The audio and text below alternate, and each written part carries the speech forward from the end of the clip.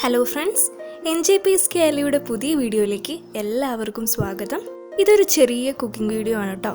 വീഡിയോയിലേക്ക് കടക്കുന്നതിന് മുമ്പായി നിങ്ങൾ ഈ ചാനൽ ഇതുവരെ സബ്സ്ക്രൈബ് ചെയ്തിട്ടില്ലെങ്കിൽ ദയവായിട്ടൊന്ന് സബ്സ്ക്രൈബ് ചെയ്യൂ. കൂട്ടത്തിലുള്ള ബെല്ലൈക്കണും കൂടി പരിഗണിക്കുക. വളരെ സിമ്പിളായിട്ട് ഉണ്ടാക്കാൻ പറ്റിയ ഒരു തക്കാളിക്കറിയുടെ റെസിപ്പിയാണ് ഇന്ന് ഞാൻ ഇവിടെ കാണിക്കുന്നത്. നിങ്ങൾ ഇതുപോലെ ഉണ്ടാക്കുന്നവരാണെങ്കിൽ ഒന്ന് കമൻറ്റ് ചെയ്യണേ.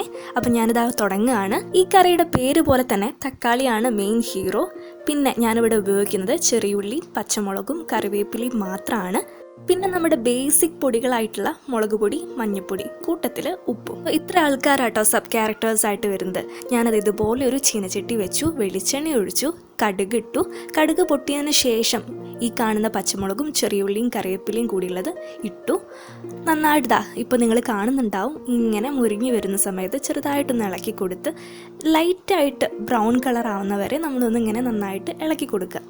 ചിലരൊക്കെ ഇതിൽ വെളുത്തുള്ളി ഇടാം, ഇഞ്ചി ഇടാം, അങ്ങനെ പല കാര്യങ്ങളൊക്കെ ഇട്ടിട്ടും ഇതുപോലെ തക്കാളിക്കറി ഉണ്ടാക്കാറുണ്ട്. ഞാൻ ഉണ്ടാക്കുന്നത് ഈ രീതിയിലാട്ടോ. എനിക്ക് ഇങ്ങനെ ഉണ്ടാക്കുന്നതാണ് കുറച്ചും കൂടി ഇഷ്ടമായിട്ട് തോന്നിയിട്ടുള്ളത്. അത് സിമ്പിളായിട്ട് ഉണ്ടാക്കുകയും ചെയ്യാം. അതിലേക്ക് ചെറുതായിട്ട് അരിഞ്ഞു വെച്ച തക്കാളി ഞാൻ ഇട്ടു. അതും നന്നായിട്ട് ഇളക്കുക. ചെറിയുള്ളീൻ്റെയും കറിവേപ്പിലേൻ്റെയും ഒക്കെ നല്ല സ്മെല്ല് ഈ സമയത്ത് ഉണ്ടാവും കേട്ടോ.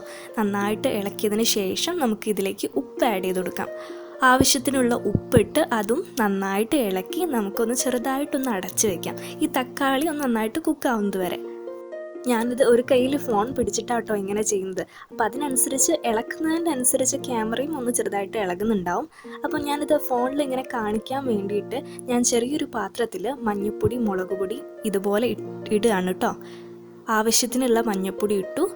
ശേഷം മുളക് പൊടി നമുക്ക് എത്രയാണോ ആവശ്യം അതിനനുസരിച്ച് ഞാൻ ഒരു 1.5 സ്പൂണ് മുളക് പൊടിയാട്ടോ ഇട്ടത്.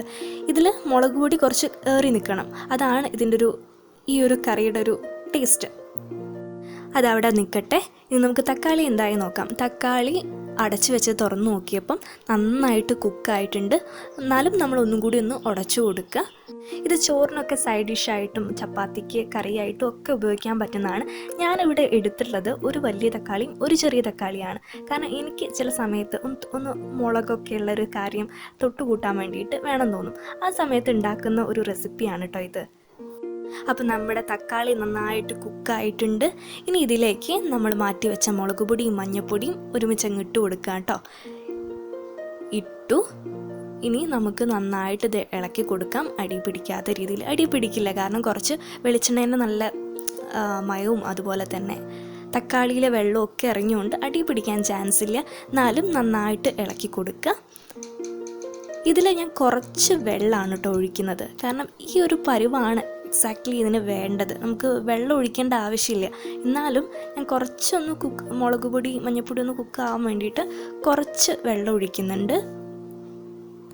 വളരെ കുറച്ച് വെള്ളമാട്ടോ ഒഴിക്കുന്നത്. ഒരു സ്പൂണൊക്കെ പറയുന്നത് പോലെ അത്രയും വെള്ളം ഒഴിക്കുന്നുള്ളൂ. കാരണം ഇതിൽ ശരിക്കും വെള്ളം വേണ്ട. വെള്ളം ഇല്ലാതെയാണ് രസം.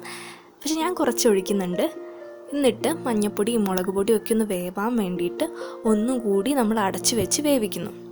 അടച്ച് വെച്ചത് തുറന്നപ്പോഴത്തേക്ക് ആൾ സെറ്റായിട്ടുണ്ട്. നിങ്ങൾ കാണുന്നത് പോലെ ഈ രീതിയിലായിട്ടുണ്ട്. ഈ സമയത്ത് ശ്രദ്ധിക്കേണ്ട ഒരു കാര്യമുണ്ട്. ഉപ്പുണ്ടോ എന്ന് ചെക്ക് ചെയ്യുക. ഉപ്പൊക്കെ നന്നായിട്ട് കറക്റ്റ് ആണെങ്കിൽ നമുക്ക് ഫ്ലെയിം ഓഫ് ചെയ്ത് വേറൊരു പാത്രത്തിലേക്ക് മാറ്റി ഒഴിക്കാം കേട്ടോ. ഞാൻ ഫ്ലെയിം ഓഫ് ചെയ്തു. അങ്ങനെ നമ്മുടെ കറി ശാന്തനായി. ഞാൻ ചെറിയൊരു പാത്രത്തിലേക്ക് മാറ്റി. വേറെ എവിടെയും കാണാത്ത രീതിയിലുള്ളൊരു ഡെക്കറേഷനാട്ടോ ഞാനിവിടെ കൊടുത്തിട്ടുള്ളത്. ഈ രീതിയിൽ ഡെക്കറേറ്റ് ചെയ്ത് ഞാൻ നിങ്ങളെ കാണിക്കുകയാണ്. തക്കാളിക്കറി നല്ല ടേസ്റ്റാണ്. ഈ ചോറിനും ചപ്പാത്തിക്കും ഒക്കെ കൂടെ എരിവും പുളിയും ഒരുപോലെയുള്ള കറി കൂട്ടാൻ ഇഷ്ടമുള്ളവർക്ക് ഈ കറി തീർച്ചയായിട്ടും ഇഷ്ടമാവും. ചോറിന് കൂട്ടാൻ ഇനി എന്ത് എന്ന് ആലോചിച്ചിരിക്കുന്നവർ എന്തായാലും ഇതൊന്ന് ട്രൈ ചെയ്ത് നോക്കുക. ഇനി ഇഷ്ടമായാലും ഇഷ്ടമായിട്ടില്ലെങ്കിലും കമൻറ്റ് ചെയ്യാനും മറക്കരുത്. അപ്പോൾ എല്ലാവർക്കും നല്ലൊരു ദിവസം ആശംസിച്ചുകൊണ്ട് ഞാൻ നിർത്തുകയാണ്. ഈ വീഡിയോ കണ്ട എല്ലാവർക്കും നന്ദി.